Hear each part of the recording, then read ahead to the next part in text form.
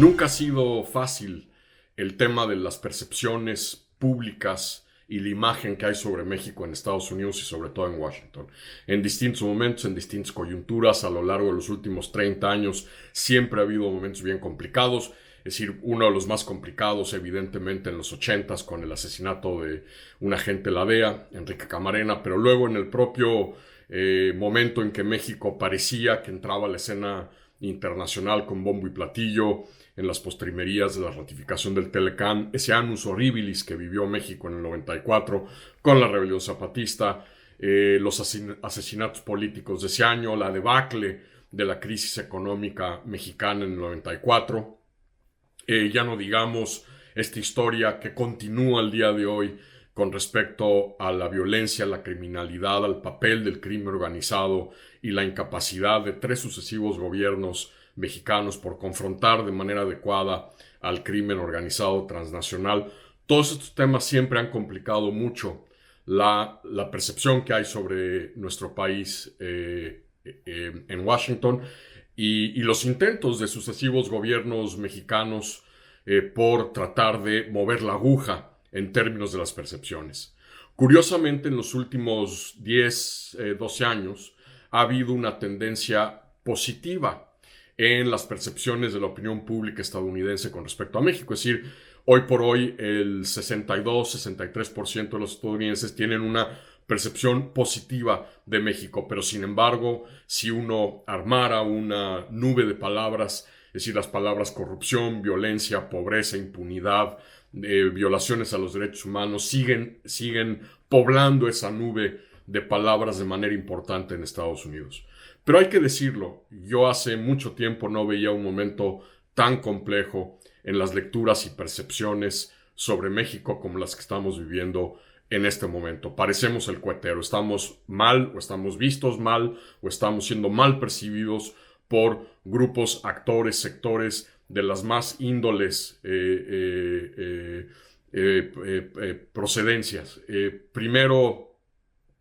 estamos bajo una embestida importante en materia de toda una serie de acciones de políticas públicas que están siendo ejecutadas por el gobierno mexicano, iniciativas legislativas o proyectos de iniciativas legislativas que están poniendo a México en el radar de toda una serie de sectores de la economía estadounidense, energético, agrícola, energías renovables, ciertamente, temas de comercio digital, temas de propiedad intelectual, en donde en las últimas semanas se han multiplicado otra vez las cartas enviadas por asociaciones, grupos gremiales, sectores de la economía estadounidense el nuevo gobierno estadounidense, Joe Biden, subrayando la preocupación acerca de las potenciales o ya, de hecho, violaciones que pudiera estar incurriendo México, el gobierno mexicano, con respecto a sus compromisos en materia del TEMEC. Un segundo sector que hemos comentado aquí bastante, es decir, algunas de las facturas políticas que México tiene expresadas en cartas como la que enviaron varias decenas de legisladores demócratas al secretario de Estado manifestando preocupación por el creciente papel de las Fuerzas Armadas mexicanas en toda una serie de rubros y sectores de la vida pública y política mexicana. El informe de derechos humanos, el informe anual que emite el Departamento de Estado, que salió precisamente ayer, y en el cual por primera vez de manera inédita se señala a la agencia noticiosa del Estado mexicano, a Notimex y a su directora, como una fuente de ataque a la libertad de prensa y al periodismo y a los periodistas en México. En materia de derechos humanos y política migratoria, toda una serie de ONGs cuestionando lo que México está haciendo en materia de política migratoria con respecto a violaciones a los migrantes centroamericanos que atraviesan México, la incapacidad del INAMI, de la Comar, la canibalización de recursos al INAMI y a la Comar y cómo ha impactado esto la capacidad del Estado mexicano por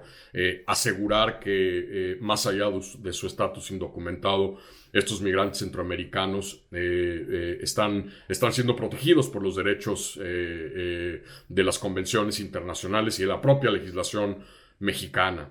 Hoy también por la tarde sale el informe anual de USTR sobre los retos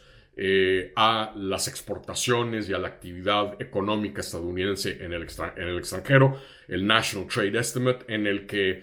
vendrán menciones a las potenciales violaciones que una serie de iniciativas que están hoy por hoy en el Congreso mexicano encierran para sectores como el comercio digital, las plataformas de contenidos creativos, y esto pues evidentemente abonará a todo este capítulo de presión en el frente del TEMEC.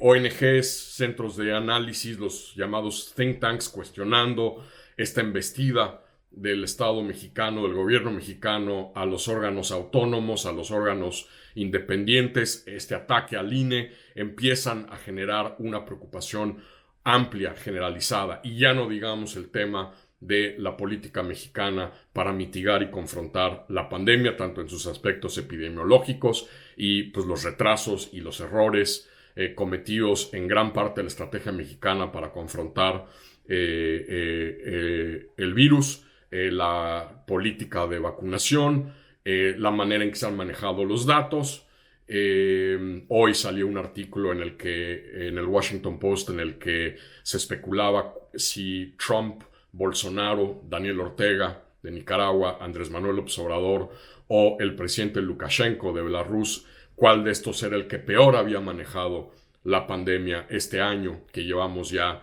de medidas para confrontar esta pandemia global. En resumen, el número de frentes que México trae abierto y en los cuales las percepciones negativas se han multiplicado es muy preocupante. Yo confieso, no recuerdo haber visto un momento en donde tuviésemos tantos flancos abiertos en temas tan disímbolos, tan distintos, todos a la vez. Es un tema que puede írsele complicando al gobierno mexicano y que ciertamente tiene que atender, porque si no, de repente se le van a abrir muchos flancos, y como todos sabemos que lo que pasa en Estados Unidos, que a diferencia de Las Vegas, que lo que pasa en Las Vegas se queda en Las Vegas, en Estados Unidos todos estos informes, todos estos reportes, todos estos artículos no se quedan en Estados Unidos, tienen un efecto, generan resonancia, se replican en la cobertura desde otras partes del mundo, desde otros países, y puede empezar a generarse un momento muy complicado para las percepciones globales que hay sobre México en este momento.